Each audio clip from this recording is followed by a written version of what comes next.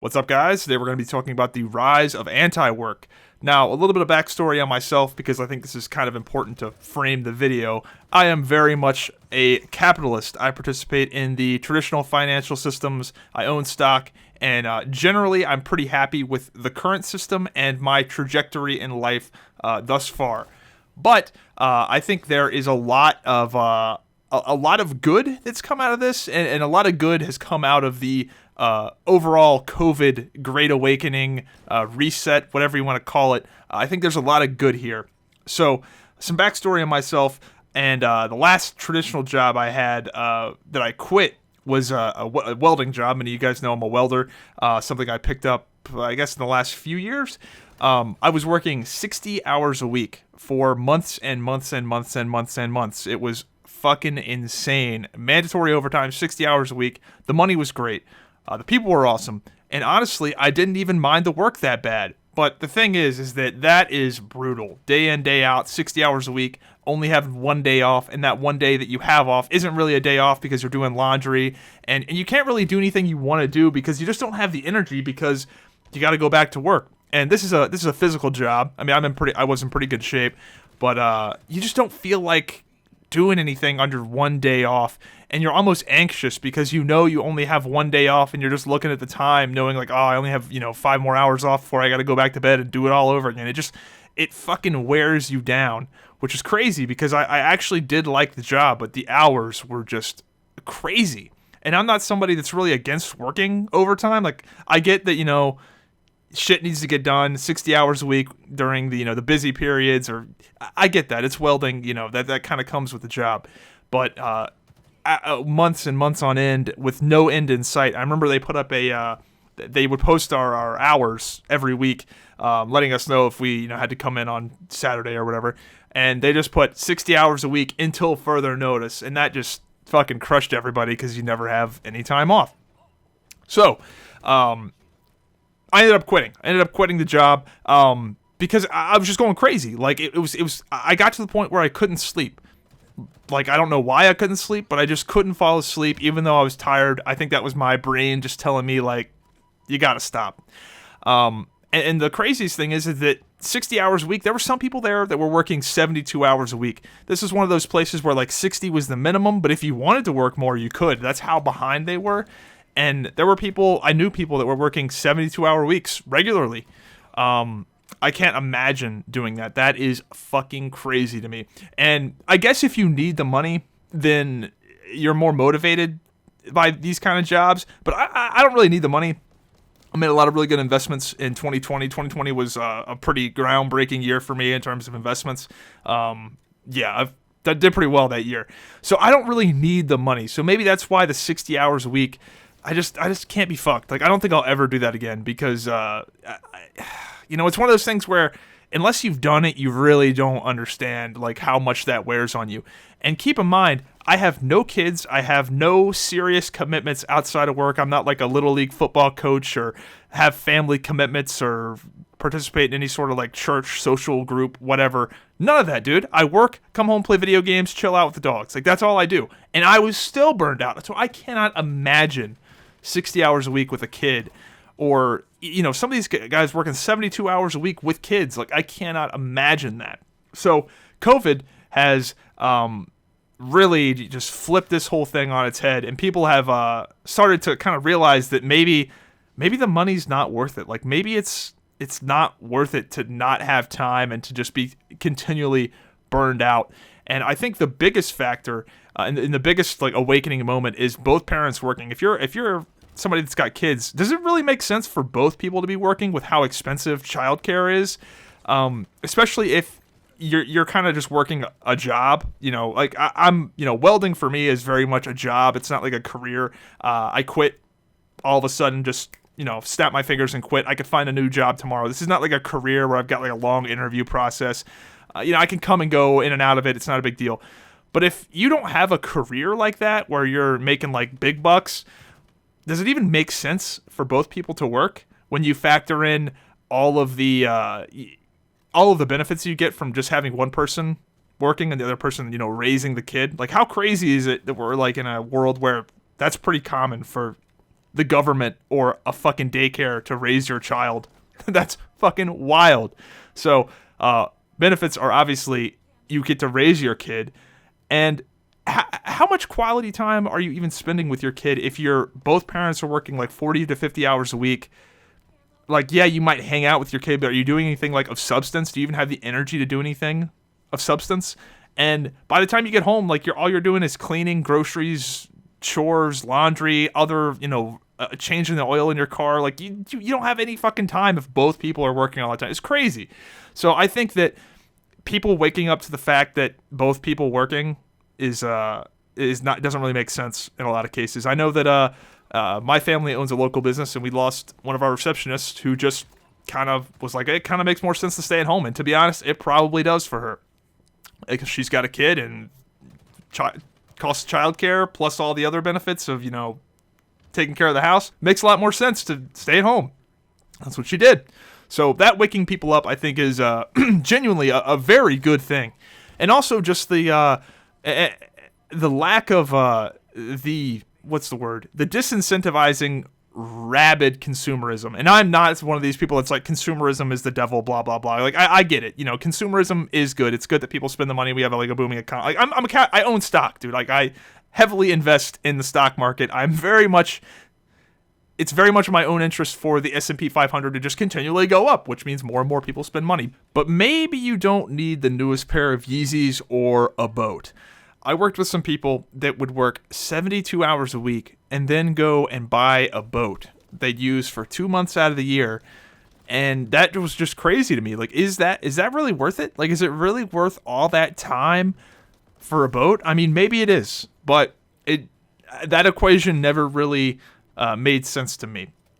So another positive coming out of the whole COVID thing and the anti-work movement, I guess. I feel like a lot of people are involved in this movement without even realizing they are. They're just sort of waking up and realizing it. Is that employers are having to wake up and smell the roses. There's a lot of underappreciated jobs that are finally now getting the raises they deserve because the job market is just so competitive now, and that you just can't get people to really do the same things they used to do for the same money, which is good for the workers. I mean, the employers don't like it, and there's a lot of places now that, especially in my area, and honestly probably everywhere, where they're only open till like 8 p.m., where they would normally be open till like 1 a.m. They're only open till like 8 p.m. Some places just aren't open the same days they used to be open. So, you reap what you sow, and a lot of these places, they didn't pay as much as they should have in the past, and they're trying to get people back for that same wage, and it ain't happening, Chief, and I don't think that's going to change. I think that the workforce is just going to be less. I feel like a lot of people are just not going to have households where both people work if they don't have to. So another major upside of this is the work from home being popularized. This is huge. This is a win-win-win-win-win for pretty much everybody involved, except for, honestly, the employers that really just don't get it. I don't work from home. I guess I do now, but as a welder, you obviously can't work from home. Now with the other things, I guess the things I do now are technically work from home. But I mean, the main thing is that you don't, if you have a job where you shouldn't have to go to work, why are we still doing this? Why are we still, wasting time and gas commuting to work, especially for these people that have like a 1 hour commute or have to deal with traffic? That shit blows.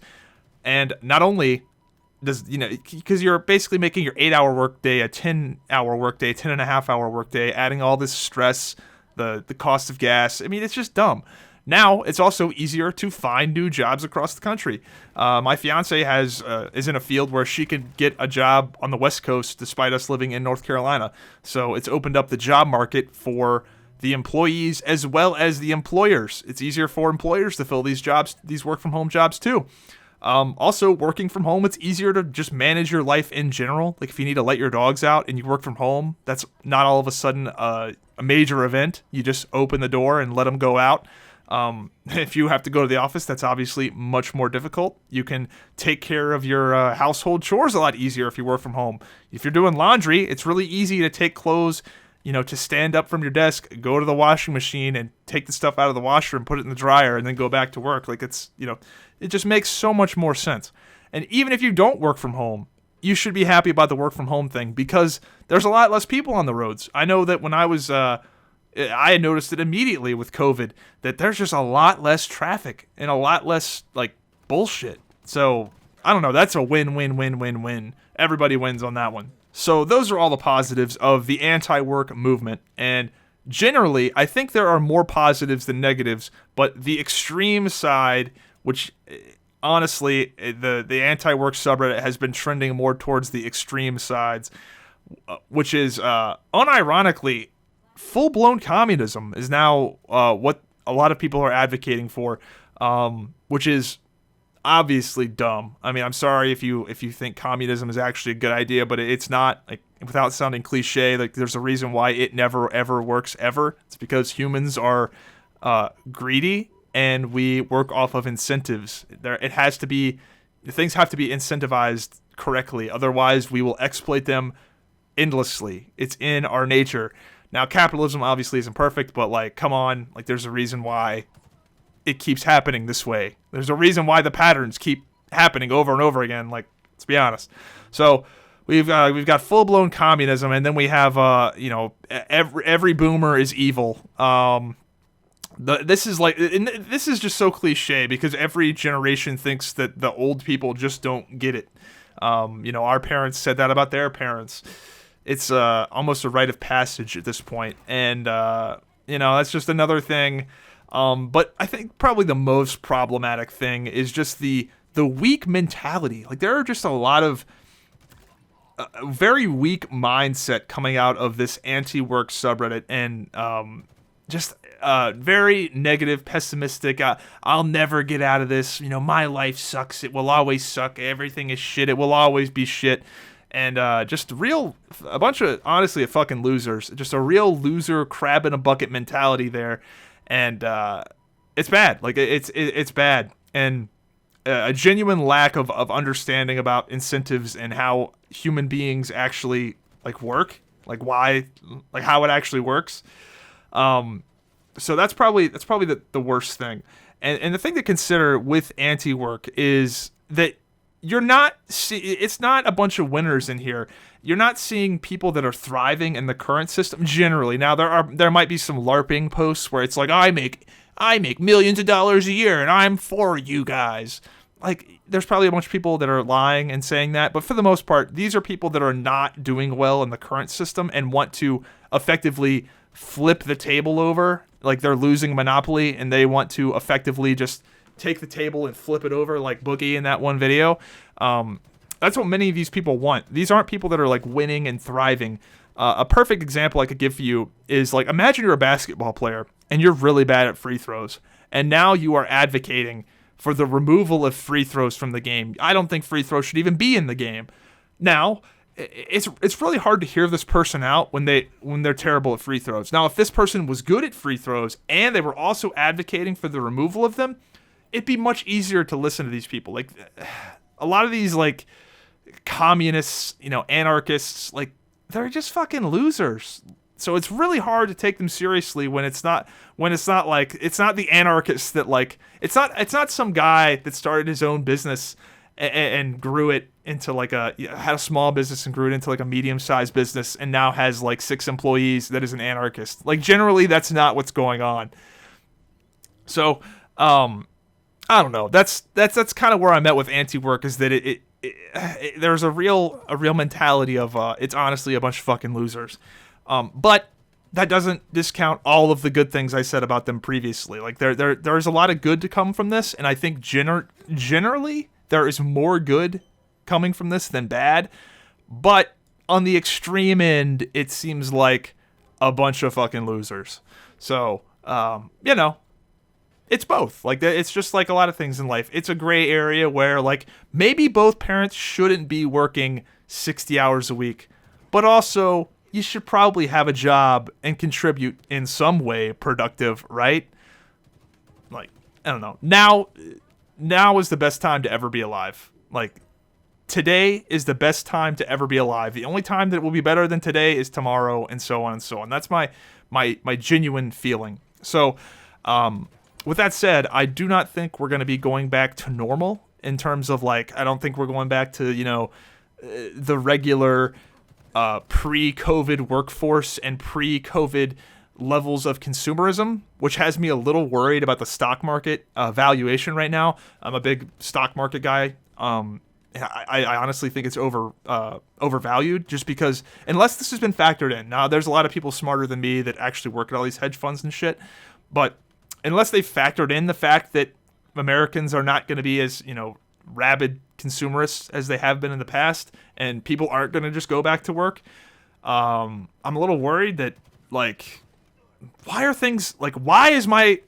my fucking returns so good? Like, I've never been so worried about making so much money in my life. It just doesn't make sense that all these places can't find people to work, the hours are getting reduced, and people seemingly are not standing their ground and not going back to work.